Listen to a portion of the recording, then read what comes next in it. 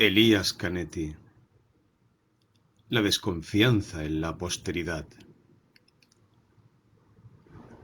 La mayor parte de los hombres, dijo él, no son sino esclavos de una antigua desdicha que desconocen. Mi biblioteca, miles de volúmenes que me propongo leer, crece 10 veces más rápido de lo que puedo leer. He intentado hacerla crecer para que sea como un universo en el cual encuentre todo. Pero este universo crece de manera caótica y vertiginosa. Se encuentra en una expansión constante. Siento su crecimiento en mi propio cuerpo. Todo libro nuevo que coloco en sus estantes provoca una pequeña catástrofe universal. Solo cuando los libros nuevos parecen ordenarse entre los otros y por un momento desaparecen, vuelve la quietud. Hoy leí bien a Maquiavelo. Por primera vez me atrapó realmente. Leo sus libros con frialdad y sin amargura. Me llama la atención que Maquiavelo estudie el poder del mismo modo como yo estudio a las multitudes. Consideramos el objeto de nuestro estudio sin prejuicios. Las ideas de Maquiavelo nacen de su trato personal con los poderosos y de sus lecturas. Lo mismo puede decirse, mutatis mutandis, de mi proyecto. Como todo individuo de nuestro tiempo, conozco toda la variedad de las multitudes. En una lectura sin fin, intento obtener una idea de las multitudes lejanas y cercanas. Debo leer mucho más que Maquiavelo. Su pasado es la antigüedad, Roma sobre todo. Mi pasado abarca todo lo que implica un conocimiento, pero creo que lo leemos de la misma manera. Dispersos y concentrados al mismo tiempo. Las manifestaciones semejantes las descubrimos por todas partes. Por lo que se refiere a las multitudes, no tengo los prejuicios de antes. No son buenas ni malas, sencillamente están ahí. Eso es todo. Me resulta insoportable la ceguera con que hemos vivido frente a ellas. Si no estuviese interesado en el estudio del poder, tendría una relación más limpia con Maquiavelo. Aquí se cruzan nuestros caminos de una manera más íntima y complicada. Para mí, el poder es todavía el mal absoluto, y solo desde esa perspectiva puedo estudiarlo. Si leo a Maquiavelo, mi enemistad con el poder se adormece, pero se trata de un sueño ligero, del cual siempre despierto a gusto. Yo no he descubierto a mis poderosos en la ancha avenida de los ejércitos. Cuanto más se menciona a un hombre poderoso, tanto más difícil me resulta acercarme a él. Desconfío de la posteridad que se funda en acciones pretéritas, pero sobre todo desconfío del éxito. Las obras de los grandes personajes, sus textos, las puedo examinar como las obras de cualquier persona. Pero ¿cómo examinar acciones pasadas? Solo existe la prueba de las opiniones en torno a los hechos. No les rehuyo, pero no les creo ni los admiro. A los vivos, que conocemos bien, siempre tenemos algo que reprocharles. A los muertos, siempre les agradecemos que no nos prohíban el recuerdo. Julio César me inquieta, lo increíble de sus acciones. Presuponen siempre que no tenemos nada contra el hecho de asesinar. Ahora, vivo menos ese pasado porque solo lo contemplo a distancia. ¿Vivo todo esto de un modo diferente? Nunca me he cuidado de los otros hombres, ni los he evitado. Me dejo llevar muy lejos por los otros, pero siempre bajo una condición, que no deba matarlos. Puede parecer una actitud religiosa, yo la encuentro humana, pero es un autoengaño si esperamos encontrar esa actitud en los otros. Uno debe tener la fuerza de verlos tal como son. Mi cobardía comienza cuando aparto la vista. Por eso me acabo los ojos leyendo. Por eso me acabo los oídos escuchando. ¿La persona que no asesina puede conseguir algo? Hay solo un poder más poderoso que matar: resucitar a los muertos. Me consumo por ese poder. Por él daría todo, hasta mi propia vida. Pero no lo tengo.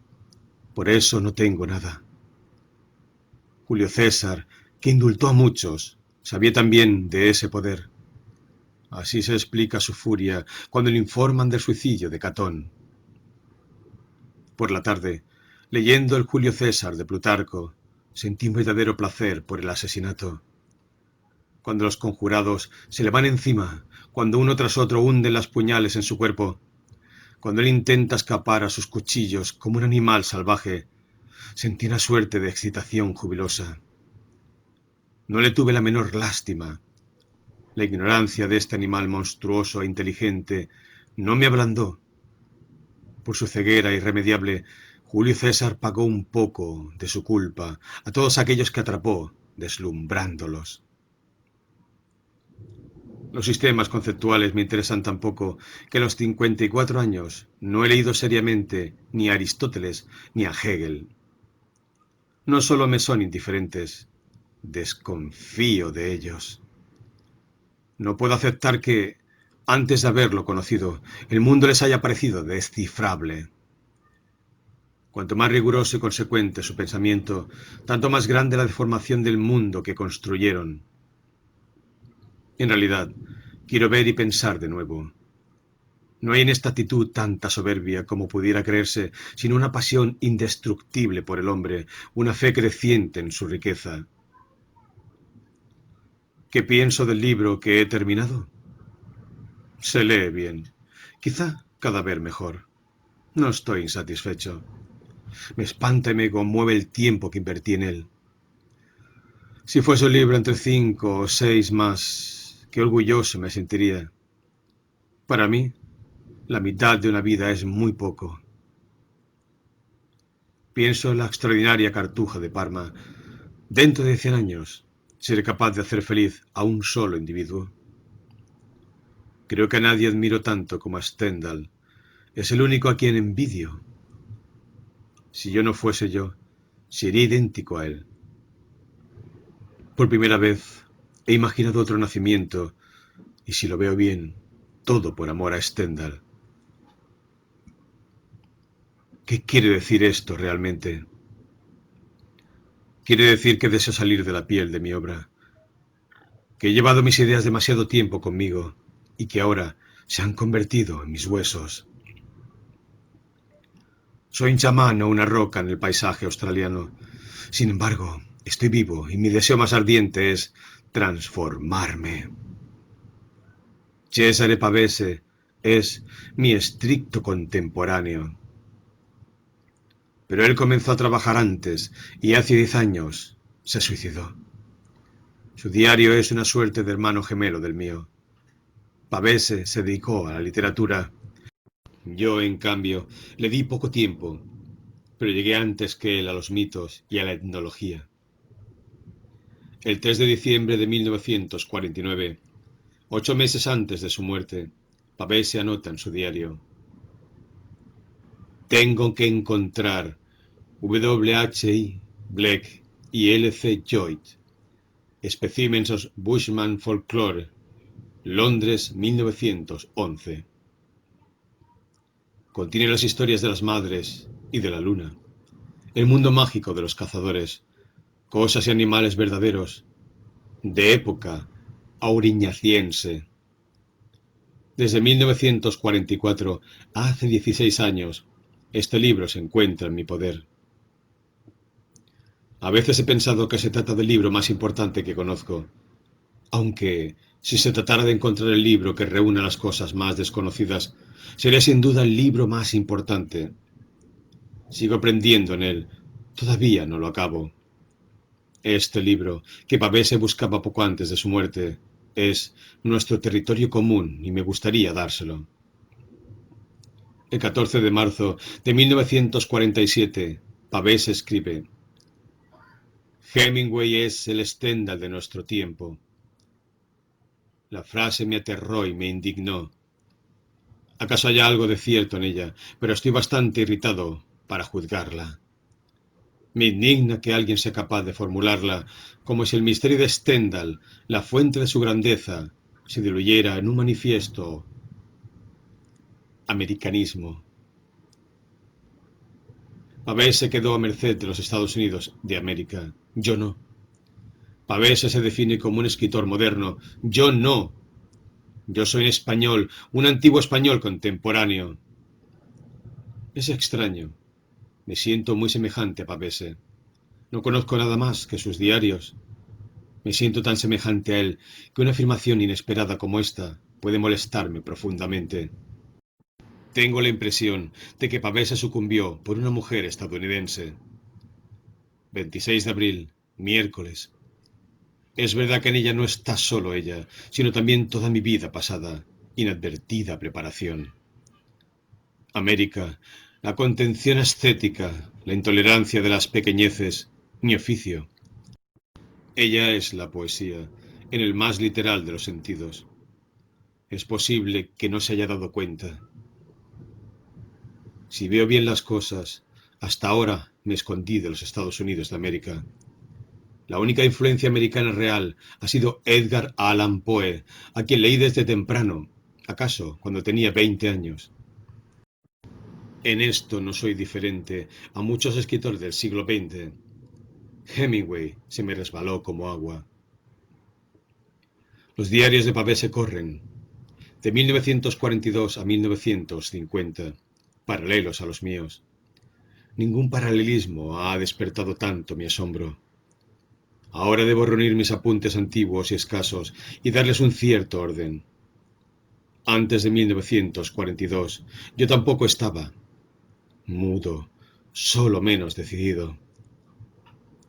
Debes leer también a tus contemporáneos. Uno no puede alimentarse solo de raíces. A todos les hablaste mucho y largo tiempo de lo mismo. Por ese entonces nadie podía ver nada, porque nada existía. Por ese entonces todos te creyeron. Ahora todos tienen en la mano un libro. ¿Deben ahora creer en algo? ¿Cómo olvidarse de una obra así? ¿Cómo borrar sus huellas? Es como si fuera un acto terrible. No se lo quita uno de la cabeza. Tú puedes ocultar largo tiempo todo lo que tiene que ver con esa obra, pero es como si estuvieras cubierto de insectos por todas partes. Dentro, afuera, es una y la misma plaga. Quizá deberías inventar una nueva historia de tu vida. Tú mismo, pero todo diferente de lo que fue. Otros lugares, otro origen. Inventa la más increíble historia de tu vida. Busca todo lo que no existió.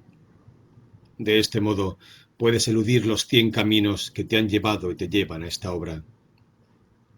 ¿Acaso has nacido también en otro tiempo? ¿Acaso es suficiente con otro lugar? Necesito chamanes nuevos, antepasados nuevos, destinos nuevos, recuerdos nuevos. Me encuentro satisfecho con mi nuevo hermano, con Pavese, aunque esta satisfacción no debería presentarse muy a menudo. Uno aprende solo de esas personas que son diferentes a nosotros mismos. En cambio, nos calmamos con nuestros semejantes. Necesitas un ejército de termitas que carcoman por dentro todos tus compromisos y tus obligaciones. Los diarios de Pavese, todas las cosas que me ocupan, cristalizan en estas páginas de otro modo. ¡Qué dicha! ¡Qué liberación! La preparación de su muerte. Nunca abusó de ella, nunca la magnificó. Su muerte parece como un acto natural, pero ninguna muerte es natural. Pavese mantiene su muerte como un acto privado. Nunca es ejemplar. Nadie quiere matarse porque Pavese se mató. Y sin embargo, ayer por la noche, cuando quise morir en mi más profunda humillación, volví a las páginas de sus diarios y él murió por mí. Es difícil creerlo. Por su muerte yo nací hoy de nuevo. Podría seguir la pista de este acontecimiento misterioso, pero no quiero hacerlo. No quiero tocarlo, quiero ocultarlo. Pascua, 1960. Un día cálido como de verano. Un día de sur. Un domingo lleno de individuos indolentes en el calor. Leo aquí y allá, en este y en aquel idioma. Anteayer Demócrito, ayer Juvenal, hoy Montaña. Hace unos días poemas de Tasso. No tengo ni rabia ni ansiedad. Hablo con personas que encuentro por accidente. Desde que el libro se publicó, reina el silencio total. Primero estaba sorprendido, acaso un poco intranquilo. Ahora me habita el silencio y soy feliz. No voy a ninguna parte. No sé dónde comenzar. Aguardo el rayo y la voz poderosa. No me he liberado de todo lo que escribí hasta ahora. Ningún recuerdo me seduce, ninguna meta me llama. A veces lamento que mi alma no se haya vestido con el idioma inglés.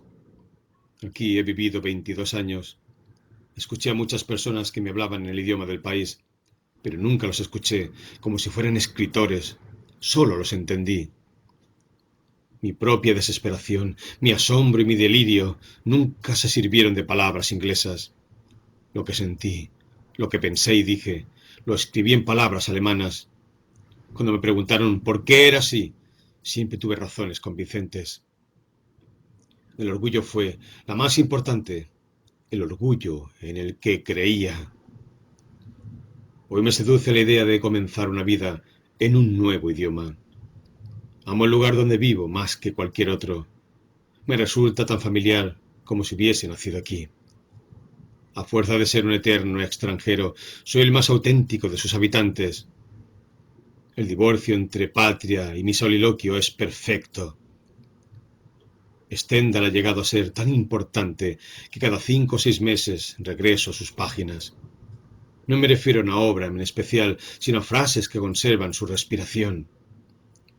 A veces lo leo 20 o 30 páginas y creo que viviré eternamente. Tengo frente a mí todas sus obras y con un terror increíble me digo que Stendhal murió a los 59 años. Stendhal tenía la cabeza llena con cosas de la cultura, pinturas, libros, música. Muchas han llegado a ser tan importantes para mí como lo eran para él. Más todavía. Me resultan indiferentes o repugnantes y dulces, pero lo importante es solo la manera en que Stendhal se llenaba de esos temas. De cualquier cosa obtiene algo que se parece a él. Quizás solo así puedo consolarme de estar habitado por bárbaros y religiones, pues solo así sería posible que ellos llegaran a ser una parte de mí mismo. Cánova o Fritz Botruba, el azar del nacimiento juega un papel secundario. La pasión con la que nos adueñamos de las cosas y la pasión con la que nos distanciamos de ellas es todo lo que importa. La desventaja de las religiones siempre hablan de las mismas cosas. ¿Acaso esta sea una de las razones por las que espíritus tan vivos como Stendhal nunca quisieron escuchar nada de religión? 1962. ¿Cuántas personas has visto en esta semana? Los 5 historiadores de Berlín, la actriz italiana de Australia, el joven judío de Nueva York que adoraba a Isaac Babel, el editor con la voz más potente de Inglaterra, la madre del fallecido Otter, el peluquero secreto de Abruzzen, el caballero de Beza que lloraba, el pianista chino y su esposa, hija del gran violinista, Kafka, que pudo detenerse en Frankfurt para encontrar a una prima. Fueron muchas personas, muchísimas, y sin embargo, cuando estás solo contigo mismo, sientes que te ahogas. Los nombres son las palabras más enigmáticas. Una intuición que desde hace mucho tiempo me persigue y que todos los años me provoca un enorme desasosiego. Me dice que descifrar la esencia de los nombres equivaldría a descubrir la clave de los acontecimientos históricos. así como la traducción de los antiguos escritos de culturas desaparecidas, significó traerlas de nuevo a la vida. La explicación de los nombres equivaldría a encontrar la auténtica ley de lo que los hombres hicieron y padecieron. El doloroso agotamiento de los números, que comenzó con el mismo Pitágoras, no sería nada si lo comparamos con la explicación de los nombres. El agotamiento de los números sería pobre y limitado en sus efectos. Está claro que todos los mitos dependen de sus nombres. El nombre está todavía fresco en el mito. El nombre se agota por su constante multiplicación en las religiones. Las religiones universales no son sino el más grande agotamiento de los nombres, pero, aun en su depuración más radical, los nombres siguen dependiendo de ellas. El pensamiento matemático, que se transformó poco a poco en el poder científico de los hombres, consiste en la renuncia de los nombres. Se les elimina del pensamiento, se piensa sin ellos. El nombre, que logra los mitos un aumento de su fuerza, sirve más tarde de catalizador de uniones. El nombre como raíz, el nombre como recipiente. Los nombres que tienen poco peso específico. Globos que ascienden rápidamente a las alturas. Los nombres pesados que retienen en el suelo a su falso dueño. Los nombres pares que forman sus masas dobles. Los nombres de las criaturas son tan increíbles como importantes. La idea de que, al principio de la creación, las cosas fueron nombradas es el primer deslinde, un camino que lleva a la verdadera naturaleza de los nombres. El nombre de una persona que murió temprano, que solo llevó el nombre por un momento, es, en esencia, diferente al nombre de un viejo que se llamó así por muchos años. Nombres hambrientos y satisfechos. La fama repentina de nombres hambrientos, la fama de nombres satisfechos decae muy pronto.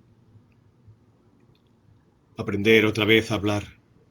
A los 57 años aprender no un idioma nuevo, sino aprender de nuevo a hablar. Tirar por la borda los prejuicios, aunque al final no nos quede nada. Leer otra vez los grandes libros, no importa si los leímos o nunca los leímos. Escuchar a la gente y dar consejos, sobre todo a la que nada tiene que enseñarnos. No reconocer jamás a la angustia como un medio para la realización. Combatir a esa muerte sin proclamar el combate.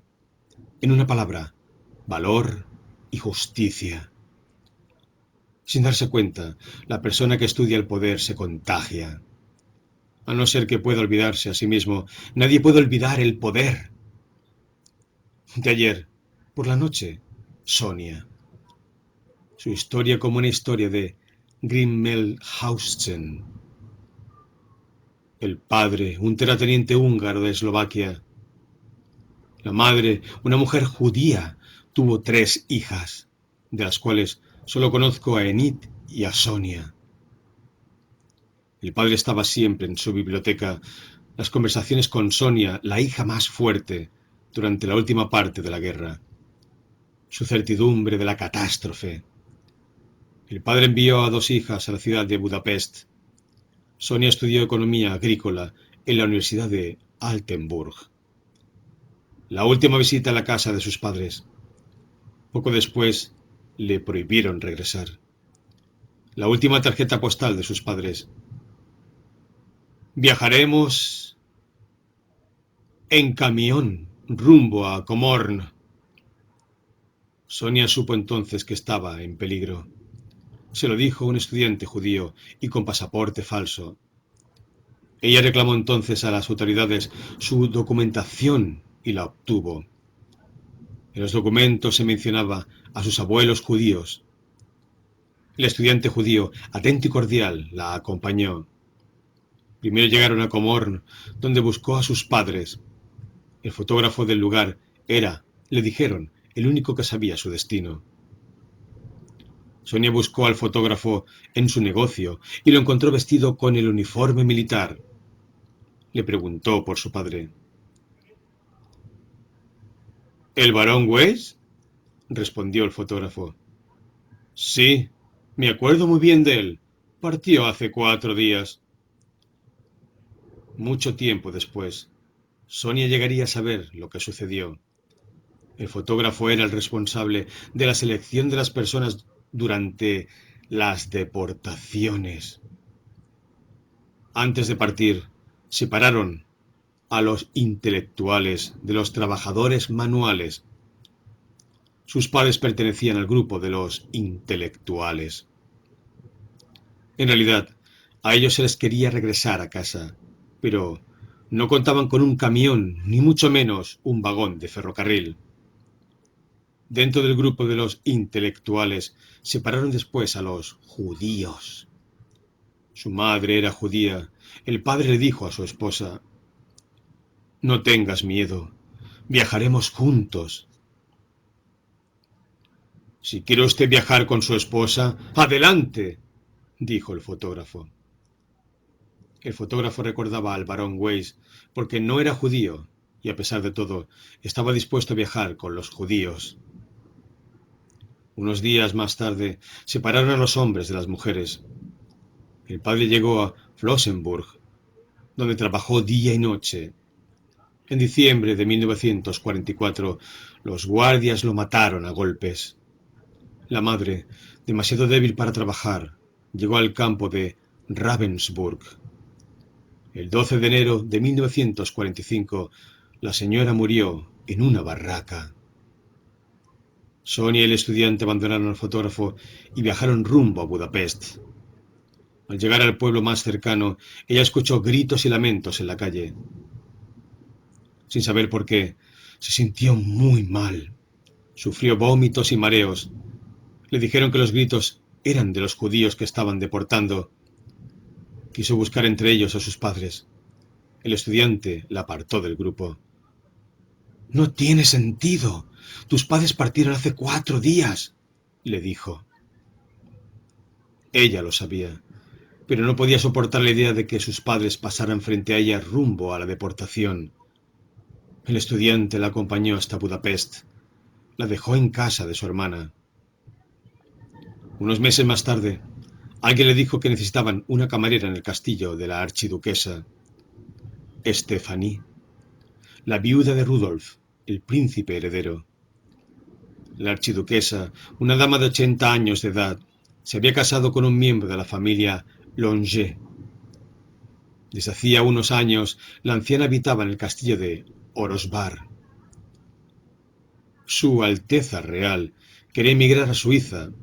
Necesitaba una camarera que hablara idiomas y que, además, pudiera establecerse en el extranjero. Sonia se presentó ante Stephanie. La anciana no entendió por qué deseaba el trabajo. Sonia le confió su historia y la archiduquesa la protegió. «No soy antisemita», le dijo. Una semana después, Sonia comenzó a trabajar. Se convirtió en la recamarera de la anciana. Pero los ejércitos alemanes habían ocupado la mayor parte del castillo de Orosbar. Sonia debía pasar por la guardia todos los días. «Esa mujer no es una recamarera», gritó el oficial de guardia. Sonia, simulando no entender el idioma alemán, pasó las revisiones diarias. Con entrega y paciencia, la archiduquesa le enseñó a comportarse como una camarera, pero solo a los 5 días, cuando Sonia se despojó de la peluca que traía, se volvió imprescindible en su trabajo. Las dos mujeres prepararon el viaje a Suiza con todo detalle. Una mañana, la anciana sufrió un ataque cardíaco y el proyecto de emigrar se hizo polvo. Un médico militar alemán atendió a Su Alteza durante la convalecencia. El médico le preguntó a Sonia: «Usted no es una recamarera. ¿Quién es usted? Quiero ayudarle». Sonia le contó su historia. El médico afirmó que los oficiales alemanes del castillo hablaban de ella y decían que era una judía prófuga. «Solo puedo ayudarte si aparentas ser mi amante», le dijo. Sonia aceptó. Él se portó como un caballero. Unas semanas más tarde le confesó su amor. El médico, de 50 años de edad, estaba casado y tenía hijos, pero no se entendía con su esposa. Cuando las tropas rusas se acercaron, los alemanes abandonaron el castillo. El médico le dijo a Sonia que si aceptaba casarse con él más tarde, permanecería a su lado. Los dos hablaron mucho, amorosamente, sobre este punto y llegaron a una conclusión. Él no debía permanecer en Hungría. Sonia, en medio de una gran confusión, se quedó sola en el castillo. Cuando los ejércitos rusos llegaron, un sacerdote católico, un benedictino que vivía en el castillo, llamó a todas las mujeres para encerrarlas entre las 4 paredes de su capilla y de ese modo protegerlas de los soldados rusos. Pero Sonia debía quedarse al lado de su Alteza. Los rusos escucharon que en el castillo vivía una archiduquesa y quisieron verla. Aguardaban su llegada en cualquier momento y el sacerdote se le ocurrió que Sonia podía esconderse entre los edredones. Sonia se metió en la cama y apretó su cuerpo contra la pared. Los oficiales rusos desfilaron ante su Alteza. Uno tras otro saludaron respetuosos a la anciana. La miraban con pasmo y curiosidad. Mientras los rusos saqueaban el castillo de Orosbar, no tocaron nada en la recámara de la archiduquesa. El sacerdote los recibió y les hizo los honores. Los rusos no vieron en él a un enemigo. No perseguían ni a los aristócratas ni a los sacerdotes húngaros. Buscaban solo soldados alemanes y, si se embriagaban, mujeres. Cuando los soldados abandonaron la recámara de la enferma, Sonia creyó que había salvado la vida. Sin embargo, al caer la noche, un soldado ruso, borracho, gritó desde el patio del castillo: «¡La recamarera está escondida en la cama de la archiduquesa!». El soldado subió a la alcoba. Sonia se hundió en la cama y se apretó más contra la pared. Escuchó que el soldado se acercaba y de pronto sintió que le quitaban los edredones de la cama. Una ametralladora le apuntó en la cara. Bajo los efectos de la conmoción, Sonia olvidó todo lo que había sucedido. Olvidó también el nombre del médico militar alemán y los 17 años que han transcurrido desde entonces. Se ha roto la cabeza intentando recordar ese nombre, pero no lo ha logrado. Sonia se incorporó y siguió al soldado ruso que le apuntaba con la ametralladora. Tenía solo una alternativa: entregarse o morir. Sonia comenzó a luchar con el soldado. De pronto se oyó el toque de llamada desde el patio del castillo. El soldado la dejó y salió corriendo por el corredor. Los rusos podían saquear y maltratar a las mujeres, pero cuando oían el toque de llamada, obedecían al instante, porque de lo contrario los fusilaban. Así, Sonia salvó su vida. Un milagro, dijo el sacerdote, y era cierto. Sonia permaneció todavía unas semanas en el castillo. La salud de la archiduquesa Stephanie se deterioraba rápidamente. El sacerdote le compró entonces un caballo. Sonia se puso en camino y cabalgó 4 días hasta Budapest. Durante esos 4 días el precio del caballo se multiplicó. Al llegar a la ciudad, vendió el caballo. Tuvo mucha suerte, porque 2 horas después no lo hubiera vendido. La venta les permitió vivir 6 meses a sus 2 hermanas y a ella. Hasta aquí escuché su historia. Me hubiera gustado saber más, pero ya era muy tarde. Yo tenía que retirarme y Sonia irse a dormir. Aunque los colores desaparecieron de la historia, aquí resumí lo más importante. Si encuentro a Sonia en París, espero escuchar más. Las historias verdaderas que nos cuentan son falsas. Por el contrario, las historias falsas tienen por lo menos la oportunidad de llegar a ser verdaderas.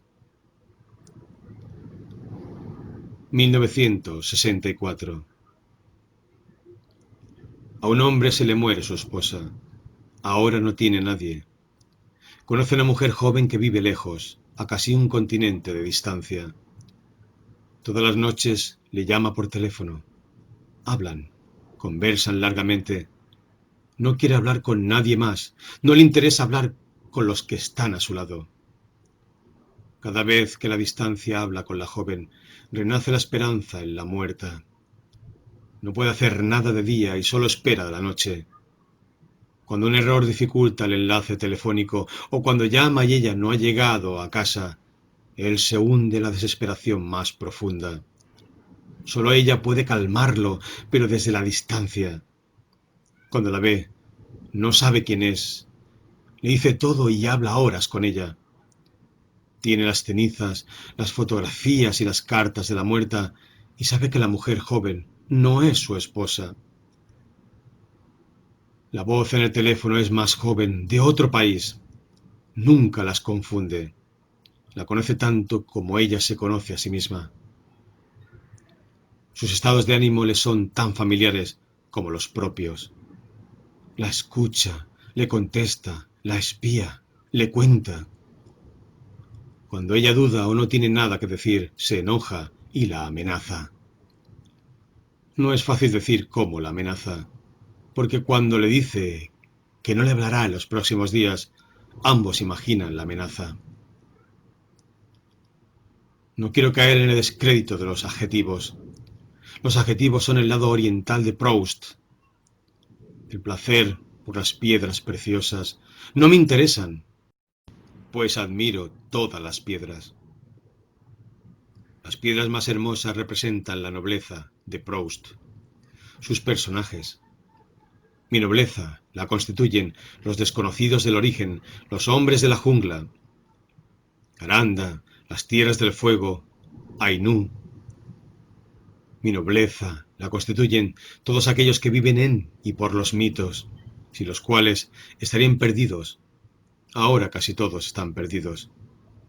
La sociedad en la que Proust encontró su camino, su esnovismo, era la manera de vivir y conocer el mundo. A mí no me interesa. Ese mundo solo me interesa por él, o Saint-Simon. Ayer, el relato de la joven alemana que buscaba los restos de su padre, su madre, su hermano y un amigo se trasladaron del norte de Alemania hacia Roussillon, rumbo a Coyure, en la frontera española.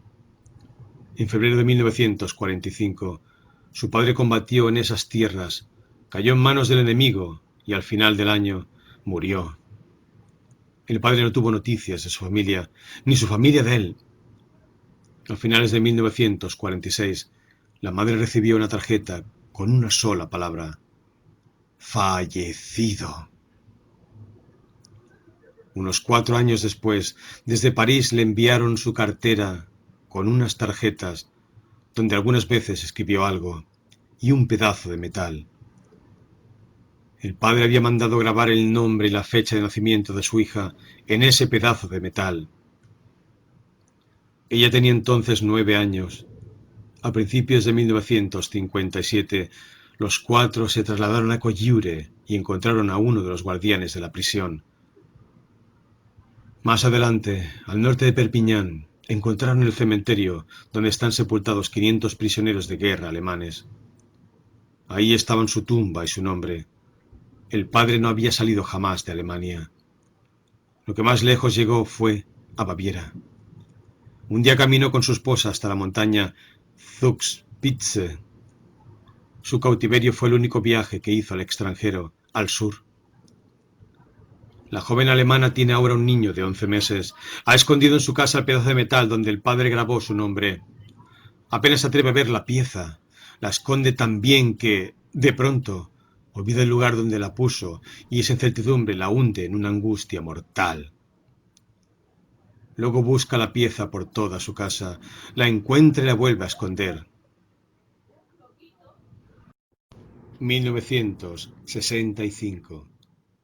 La inspiración platónica en Cervantes es interesante, solo cuando, sin proponérselo, se transforma en una fuerza negativa. Si las ideas se transforman en un delirio, entonces se despojan de la costra, del tufo rancio y de su falsedad, que una larga tradición literaria les imprimió. La grandeza de Don Quijote no es sino su naturalidad. La idea y el ideal como un delirio que se siente y se palpa con todas sus consecuencias. Si bajo esas circunstancias parece una obra ridícula o no, poco importa. Eso no es lo decisivo. A mí me parece profundamente serio. La moral en Cervantes no es sino su desesperado intento de entregarse con las circunstancias mortificantes de su vida, adaptarse a las convenciones oficiales de los poderosos de su tiempo. Cervantes procura siempre el triunfo de la virtud. Su conducta es la conducta de un cristiano. Por fortuna, la sustancia, la angustia de su vida verdadera es tan grande que ninguna actitud conformista pudo ahogarla. Siento una gran ternura por Cervantes. Él sabe más que la opinión común y corriente de su época, cuya hipocresía quizá no entiende, pero nos la deja entender sin dificultad. Le admiro su extensión en el espacio, el destino que en tantas ocasiones le mostró su rostro adverso, le dio espacios en lugar de disminuírselos. Me gusta que se le haya reconocido tarde y que, a pesar de este retraso o por él mismo, él no haya perdido la esperanza. A pesar de todas las falsificaciones de la vida que Cervantes se permite en sus historias ejemplares, ama la vida tal como es. Aquí radica, creo yo, el único criterio de la creación épica. Conocer el aspecto más aterrador de la vida y, a pesar de todos los pesares, amarla apasionadamente, amarla sin desesperarse, porque ese amor es inviolable en la desesperación. No está encadenado a una fe, pues nace de la pluralidad de la vida, de sus cambios insospechados, sorpresivos, milagrosos e imprevisibles. Para quien acosa la vida y no puede dejarla, la vida se le convierte más tarde en cientos de criaturas nuevas, extrañas y asombrosas. Y para quien sigue acosando incansable a esas 100 criaturas, la vida se las convierte en otras 1000 nuevas e irrepetibles. La gente importante y superior en las novelas de Cervantes no es menos importante que la gente de Shakespeare. Sin embargo, es delicioso disfrutar en Cervantes a los jóvenes de las altas esferas cuando se escapan, por lo menos un par de años, a los bajos fondos. El joven noble que por amor se transforma en un gitano, solo que su amada no es, por desgracia, gitana. O el joven que elige la libertad y después de 3 años regresa sin que sus padres sospechen siquiera dónde estuvo realmente. Si ellos lo llegaran a saber, ¿qué mentiras no les contaría para irse otra vez? El amor de Cervantes por la vida de la gente baja conoce a esa gente tan bien solo porque desea ser reconocido. A la gente alta la describe tan insoportablemente alta solo porque debe adular a quienes pueden ser sus mecenas. Pero hay algo más que adulación. A Cervantes le gustaría ser uno más de esa gente. ¿Debe uno considerar como una fortuna que le haya ido tan mal en la vida? En realidad, nadie puede saberlo. La influencia de la calamidad en la imaginación es diferente en cada persona. Sin conocer bien a una persona, nadie puede saber si existieron muchas o pocas calamidades en su vida, si aumentaron o disminuyeron su imaginación. La riqueza de Stendhal en sus libros de viajes, sus afirmaciones apodícticas y sus juicios, su pasión por características nacionales, ficticias y por la gente famosa, su gran pasión por las víctimas y las mujeres, su ingenuidad, nunca se avergüenza de sus sentimientos, su placer por los disfraces, por lo menos el del nombre. A uno le gusta porque lo dice todo. Nunca logra conciliar las cosas con su vanidad. Está lleno de recuerdos, pero no sucumbe frente a ellos. Sus recuerdos tienen la extraña capacidad de no cerrarse. Admira tantas cosas que siempre encuentra algo nuevo. Muchas veces se encuentra dichoso, sin importar su naturaleza. No se siente culpable de la felicidad. No se gasta en las conversaciones, pues odia los conceptos. Su pensamiento está alerta, pero se mantiene dentro de sus sentimientos. No vive sin dioses. Estos provienen de las esferas más distintas, pero no se le ocurre reunirlos o emparentarlos. Las ciudades solo le interesan si hay personas en ellas. Una buena historia no puede evadirse. Stendhal nunca fue mi Biblia, pero fue mi redentor entre los escritores. Escribe mucho, pero nunca superior a lo que escribe.